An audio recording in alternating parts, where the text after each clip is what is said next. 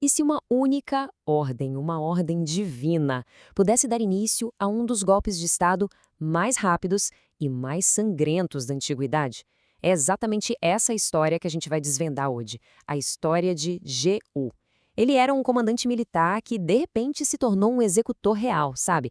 Deixando um rastro de sangue e cumprindo uma profecia que era, olha, implacável. É com essa frase que tudo começa.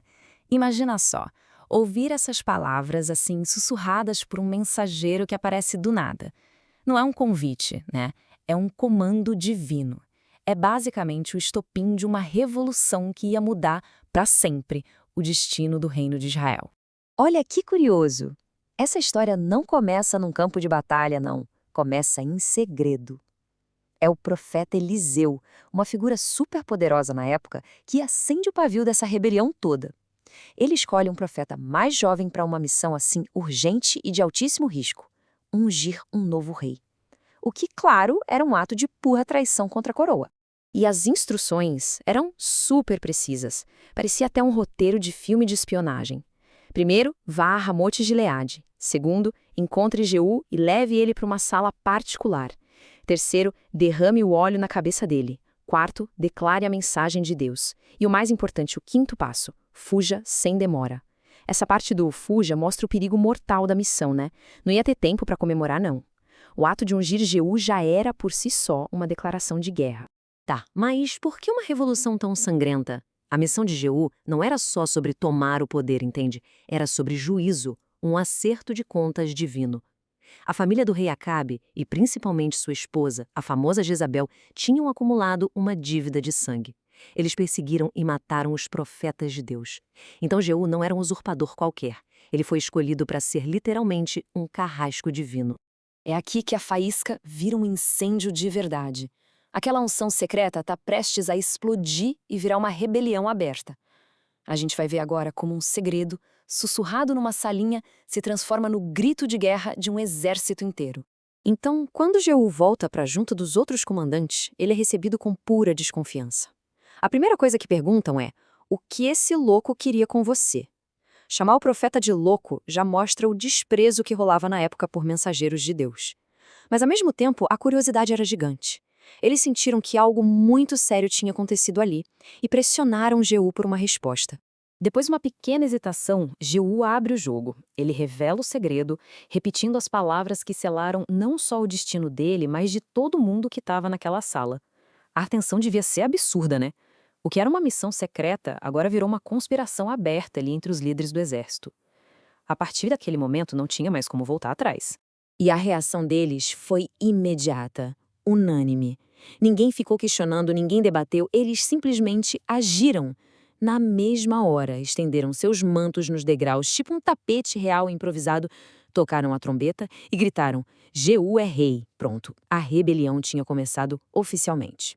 Com o apoio do exército garantido, Jeú não perdeu um segundo sequer. Ele pulou no seu carro de guerra e partiu a toda velocidade para Jezreel.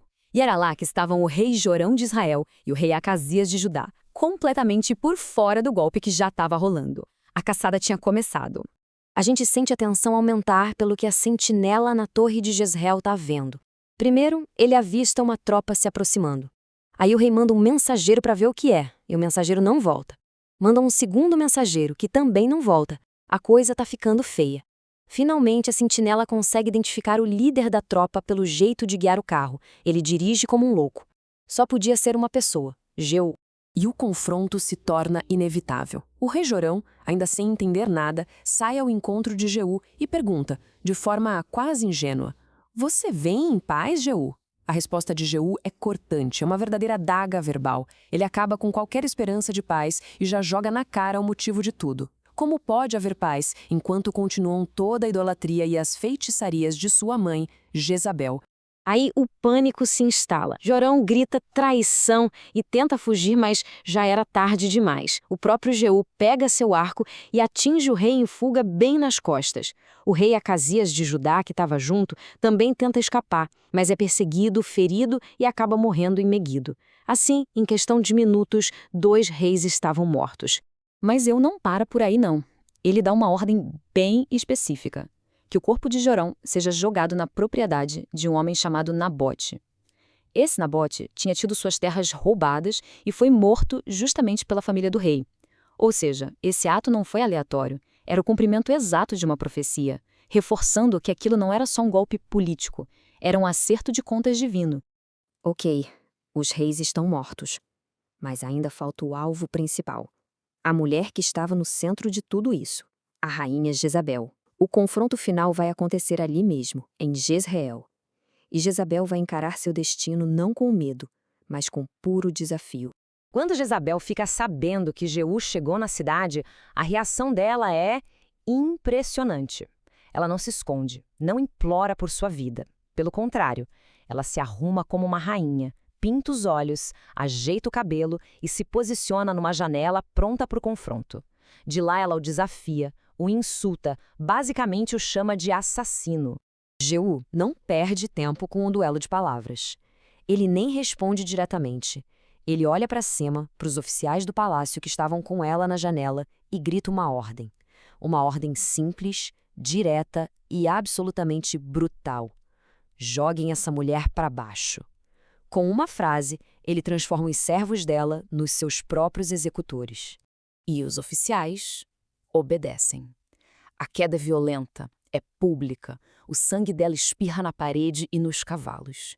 E como se não bastasse, para selar o destino dela de vez, o próprio Jeú passa por cima do corpo dela com seus cavalos e seu carro de guerra. É um fim chocante, brutal e humilhante para uma rainha que foi tão poderosa. Bom, a violência parece ter chegado ao seu auge, mas a história ainda não acabou. Agora vem a parte em que a gente vê como cada detalhe macabro se encaixa, como uma luva, numa antiga profecia, dando um desfecho quase sobrenatural para esse golpe de Estado. Depois de toda essa cena, Jeú entra no palácio, come e bebe. Parece um ato de uma frieza incrível, né? Mas um tempo depois, ele se lembra da linhagem real de Jezabel e talvez por um último pingo de respeito à posição dela, ele dá a ordem: vão e sepultem aquela mulher maldita, pois era filha de rei. Só que, quando os homens dele vão cumprir a ordem, eles encontram uma cena macabra. O corpo de Jezabel tinha praticamente desaparecido. Tudo o que restou dela foi o crânio, os pés e as palmas das mãos. O resto tinha sido consumido.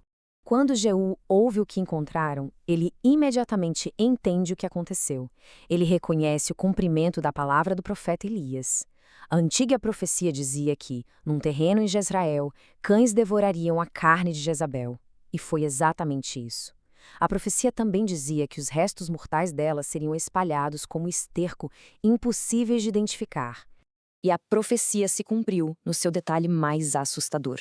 O juízo foi tão completo, a aniquilação da identidade dela foi tão total, que a profecia se encerra dizendo que ninguém seria capaz de olhar para aquilo e dizer: esta é Jezabel.